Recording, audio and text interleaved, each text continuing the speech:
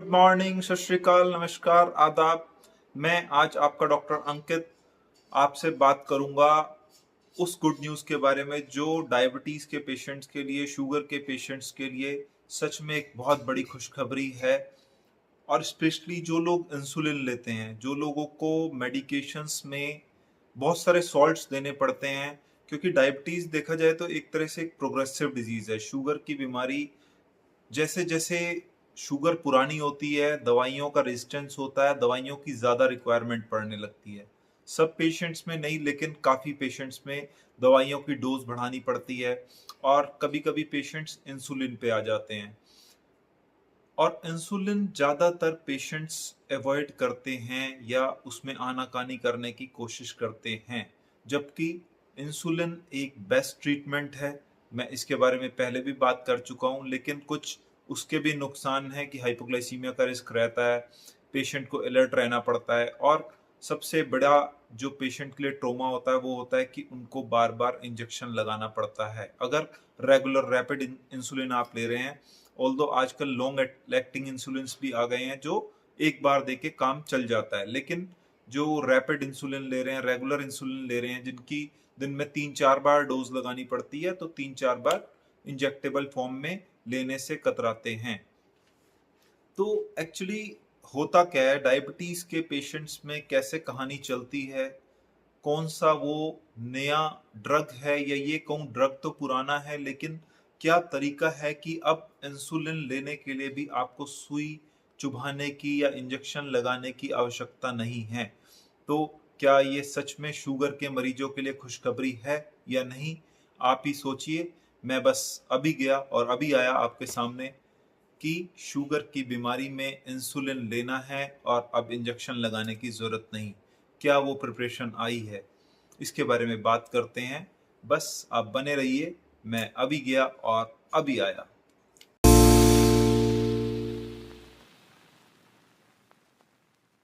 तो दोस्तों, इंसुलिन के लिए अब हमें, शुगर के पेशेंट्स अगर इंसुलिन लेते हैं तो हमें इंजेक्शन लगाने की ज़रूरत नहीं है, क्योंकि एक प्रिपरेशन इंसुलिन की, जिसको हम कहते हैं इन्हेलेशनल इंसुलिन, मतलब इन्हेल करी गई इंसुलिन, जैसे इन्हेलर्स होते हैं, वो आ गई है मार्केट में। और इसको सेंट्रल ड्रग स्टैंडर्ड ऑर्गेनाइजेशन ने अप्रूव भी कर दिया था लास्ट ईयर दिसंबर 2024 में। और लेकिन अभी तक ये लॉन्च नहीं हुई है, लेकिन मोस्ट लाइकली एंड ऑफ, ऐसे स्टडीज कह रही हैं कि मोस्ट लाइकली 2025 के एंड तक ये लॉन्च भी हो जाएगा। तो कौन सी वो प्रिपरेशन है, इसके बारे में बात करते हैं। क्या उसके बेनिफिट्स हैं? एक बेनिफिट तो यही है कि इंजेक्शन लगाने की जरूरत नहीं पड़ेगी शुगर के मरीजों को अगर इंसुलिन लेना है। और साथ ही साथ और क्या क्या बेनिफिट्स हैं और किन लोगों को अलर्ट रहना है अगर ये इंसुलिन यूज करना है, ये इन्हेलेशनल इंसुलिन, बिना सुई वाला इंसुलिन यूज करना है। और क्या इसके भी कुछ नुकसान हैं या नहीं, सिर्फ फायदे ही फायदे हैं। तो यही आज हमें बात करनी है। सारा टॉपिक हमारा इस इन्हेलेशनल इंसुलिन पे है, जो सुई के बिना भी काम कर सकता है, बिना इंजेक्शन के भी आप ये यूज कर सकते हैं। एक्चुअली होता क्या है, होता ऐसा है कि शुगर के पेशेंट्स की कहानी कैसी रहती है। आप ये देखिए, ज्यादातर पेशेंट्स, देखिए, शुगर दो तरह की, टाइप 1, टाइप 2। जो टाइप 2 डायबिटीज होती है ज्यादा कॉमन है, जिसमें हम दवाइयाँ देते हैं, हम कहते हैं कि आप एक्सरसाइज करिए, आप डाइट में शुगर का परहेज करिए, लो कार्ब्स लीजिए। हम उनको कहते हैं कि परहेज कर लो भाई, दवाई रेगुलर ले लो, एक्सरसाइज कर लो। तो ये 3 तरीके हैं जिससे हमें शुगर कंट्रोल करनी होती है जब डायबिटीज हो जाती है। ऑल्दो मैं मेजोरिटी में बात करता हूँ कि जब तक बीमारी नहीं हुई तब तक अच्छा है, लेकिन अब जब शुगर हो चुकी है तो हमें क्या क्या करना है। एक्चुअली कहानी कैसे चलती है, कहानी ऐसे चलती है कि सबसे पहले पेशेंट्स को पता ही नहीं होता कि उनको शुगर कितने सालों से है। क्योंकि वो, जब हम टेस्ट कराते हैं, मान लिया कोई सर्जरी कराने गए, कोई भी हम अपनी रूटीन टेस्टिंग कराने गए जो हमने पिछले 2-3 साल में नहीं कराई, या हमें बहुत ज़्यादा वीकनेस लगने लग गई, हमने टेस्ट कराया, उसमें शुगर आ गई, लेकिन हो सकता है कि वो पिछले 2-3-4-5 सालों से चल रही हो। तो टाइप 2 डायबिटीज़ का सबसे बड़ा नुकसान ये है कि शुगर की बीमारी का हमें एग्जैक्ट टाइम नहीं पता चलता कि वो हमें कितने सालों से है, पहली चीज। और उसके बाद जब आपकी शुगर पकड़ी जाती है तो उसके बाद पेशेंट मानने को तैयार ही नहीं होते कि हमें शुगर हो गई है। वो ये कहते हैं कि ये तो आ गई है, मैं तो बिल्कुल ठीक हूँ, क्योंकि वो बेड ठीक फील कर रहे होते हैं। अब क्या होता है, पेशेंट एक्सेप्ट नहीं करता। जब लैक ऑफ एक्सेप्टेंस होती है तो पेशेंट वापस चले जाते हैं, वापस जाते हैं। और उसके जब साल, 1.5 साल, 6 महीने के बाद जब उनको वीकनेस ज़्यादा लगने लगती है, कुछ ऐसे सिम्टम्स आने लगते हैं, कुछ इन्फेक्शन होने लगते हैं, शुगर 300-400 रहने लगती है, उसके बाद उनकी बत्ती जलती है और वो अब डॉक्टर के पास आते हैं। और जब डॉक्टर ने उस समय कहा था कि अब आप परहेज करना शुरू कर दो, अब आप रेगुलर एक्सरसाइज करने लग जाओ, सुबह मॉर्निंग वॉक पे जाना शुरू कर दो, तो तब तो उन्होंने वो डायबिटीज को माना नहीं। अब जब वो आते हैं, जब शुगर अपना फुल फ्लैजेड रूप ले लेती है, जब आप प्री डायबिटिक नहीं हो, आप fully fledged diabetic, Frank diabetes हो चुके हो, आपको 400 शुगर से भी सालों बीत चुके हैं, अब आपको वीकनेस भी है, आपको बार बार पेशाब तो आता ही है, आपको मसल मास भी कम हो गया है, वजन भी कम हो चुका है, और हो सकता है कि आंखों का विजन भी कम हो गया हो। अब आप कहते हैं कि डॉक्टर साहब, अब मैं पूरा परहेज करूंगा और मैं अब एक्सरसाइज भी कर लूंगा और मीठा बंद कर देंगे। पहले तो मीठा बंद नहीं करना आता, फिर उसके बाद वो मीठा बंद करके और एक्सरसाइज करते हैं। डॉक्टर कहते हैं कि आपको तीनों काम करने हैं, दवाई भी लेनी है, एक्सरसाइज भी करनी है और आपको परहेज भी करना है। अब एक्सरसाइज करनी शुरू कर देता है, डाइट में भी परहेज करना शुरू कर देता है, लेकिन दवाई में फिर से स्किप करने की आदत। दवाई आपको अगर सुबह शाम लेनी है तो फिर अपनी समझदारी से एक बार दवाई लेनी शुरू कर देते हैं। और इस तरह से शुगर के पेशेंट्स को हो जाते हैं कॉम्प्लिकेशंस। उनकी या तो आंखें खराब होने लगती हैं, रेटिना में रेटिनोपैथी होने लगती है, या किडनी खराब होने लगती है, या हार्ट में कुछ प्रॉब्लम आने लगती है, कुछ भी उनके ऑर्गन्स या न्यूरोपैथी पैरों में गड़बड़ होने लगती है। अब जिस समय में उनको परहेज और एक्सरसाइज से कंट्रोल हो सकता था, उस समय में वो मानने के लिए तैयार नहीं थे। जिस समय में वो आए, उस समय उनको ओरल मेडिकेशन से, खाने वाली दवाई से, एक्सरसाइज और डाइट से काम चल सकता था। उस समय उन्होंने ओरल मेडिकेशन नहीं ली और इफेक्ट क्या आया कि अब आप कॉम्प्लिकेशंस के शिकार हो गए। आपको इंसुलिन लेने की जरूरत है।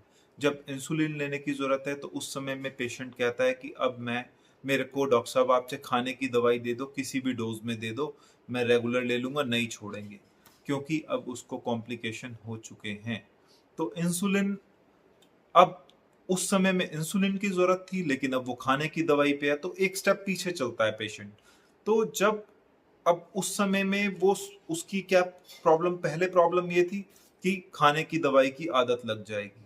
उसके बाद जब खाने की दवाई का टाइम कम हो गया कि अब खाने की दवाई के साथ इंसुलिन भी लेना है, तो अब इंसुलिन छूटेगा नहीं।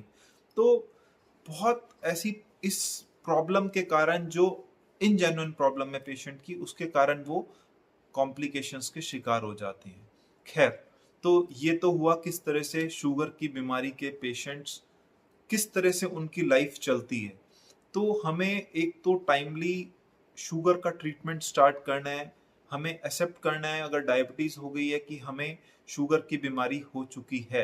लेकिन आज का टॉपिक जो है कि शुगर के पेशेंट्स के लिए एक गुड न्यूज़ है, इनहेलेशनल इंसुलिन ए फ्रीजा, जो 2024 दिसंबर में अप्रूव हो चुका है और लॉन्च भी मोस्ट लाइकली शायद एंड ऑफ दिस ईयर में लॉन्च भी हो जाए। और नाम है ए फ्रीजा। ए फ्रीजा एक रैपिड एक्टिंग इंसुलिन है जिसके लिए इंजेक्शन लगाने की आवश्यकता नहीं है। जैसे आप इनहेलर लेते हैं ऐसे इनहेलर लेंगे। एक रैपिड एक्टिंग इंसुलिन है और इंजेक्शन से भी ज़्यादा जल्दी प्रभाव करता है। जो हम सबक्यूटेनियस इंजेक्शन लगाते हैं, इसका ऑनसेट ऑफ एक्शन जो है वो 10 से 12 मिनट के अंदर काम करना शुरू कर देता है। और दूसरा बेनिफिट इसका ये है कि खाने की दवाई भी ले सकते हैं साथ में, खाने की दवाई के साथ भी दिया जा सकता है। और अगर आप एक बार लगाने वाला लॉन्ग एक्टिंग इंसुलिन ले रहे हैं तो उसके साथ भी ये लिया जा सकता है। अब आप कहेंगे यार लॉन्ग एक्टिंग इंसुलिन भी लेना पड़ रहा है, दवाई भी लेनी पड़ रही है, ये भी लेना पड़ रहा है। अरे जिन लोगों को मल्टीपल इंसुलिन की डोजेस की जरूरत है, दिन में 2 बार 3 बार लगाना पड़ता है, 4 बार लगाना पड़ता है रैपिड इंसुलिन, उनके लिए ये एक बहुत ही बढ़िया चीज है। क्योंकि सिर्फ एक पफ मारा और आपको वो सुई लगाने की जरूरत नहीं है। लॉन्ग एक्टिंग इंसुलिन तो सिर्फ एक बार लगेगा, लेकिन जो 3-4 प्रिक होंगे दिन में, जो शॉर्ट एक्टिंग इंसुलिन के होंगे, ये उसको बचा लेगा। दूसरी चीज, इसका एक्शन बहुत जल्दी होगा, 10 से 12 मिनट में एक्शन हो जाएगा। तो इधर आपने खाना स्टार्ट करना है, इधर एक पफ मारा, खाना स्टार्ट कर दिया। दूसरा, ये दवाइयों के साथ और लॉन्ग एक्टिंग इंसुलिन के साथ भी दिया जा सकता है, जिससे पेशेंट हमेशा मल्टीपल प्रिक से बचेंगे।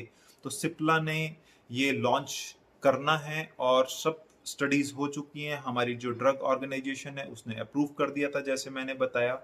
लेकिन ध्यान रखने वाली बात क्या है, किन लोगों को ये इंसुलिन नहीं लेना है।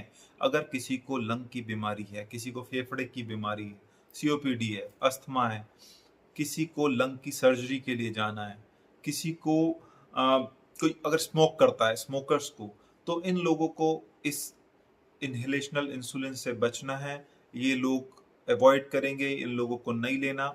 और जैसे कि और भी बहुत सारे लोगों के दवाइयों के साइड इफेक्ट्स होते हैं, तो इसके भी कुछ ऐसे ही साइड इफेक्ट हैं। इंसुलिन है तो हाइपोग्लाइसीमिया, शुगर की मॉनिटरिंग अच्छे से करनी है, हमेशा एक्सपर्ट ओपिनियन से लेना है। एक्शन जल्दी है, हाइपोग्लाइसीमिया का रिस्क रहता है, और साथ ही साथ क्योंकि रूट इनहेलेशनल है तो खांसी या थ्रोट इरिटेशन भी इसका एक साइड इफेक्ट है। खांसी हो सकती है, गले में खराश हो सकती है, और हाइपोग्लाइसीमिया का रिस्क है, लेकिन इंजेक्शन से बच सकते हैं, मल्टीपल इंजेक्शन से बच सकते हैं। तो शुगर के पेशेंट्स के लिए एक अच्छी न्यूज़, ए फ्रीजा इनहेलेशनल इंसुलिन मोस्ट लाइकली बहुत जल्दी शायद लॉन्च हो जाएगा, जिससे कि शुगर के पेशेंट जो रेगुलर इंसुलिन लेते हैं वो मल्टीपल प्रिक से, मल्टीपल इंजेक्शन से बच सकते हैं। लेकिन हमेशा एक्सपर्ट की ओपिनियन के हिसाब से ही ये दवाई लेनी है। फिर से मिलेंगे एक अच्छी सी वीडियो के साथ, तब तक के लिए आप ध्यान रखिए। और अगर कोई भी क्वेरी हो तो कमेंट सेक्शन में अपनी क्वेरी को शेयर करना मत हेजिटेट करिएगा। अगर वीडियो पसंद आई तो लाइक और कमेंट सेक्शन में कमेंट कर दीजिएगा। और अपने नियर एंड डियर्स को आप अगर चाहें, अगर आप बेनिफिशियल चाहें तो वीडियो को शेयर करना, और चैनल के सब्सक्रिप्शन को बढ़ाने में कोई भी हेजिटेशन करने की कोई आवश्यकता नहीं है। मिलेंगे फिर से एक अच्छी सी वीडियो के साथ, तब तक के लिए बाय बाय।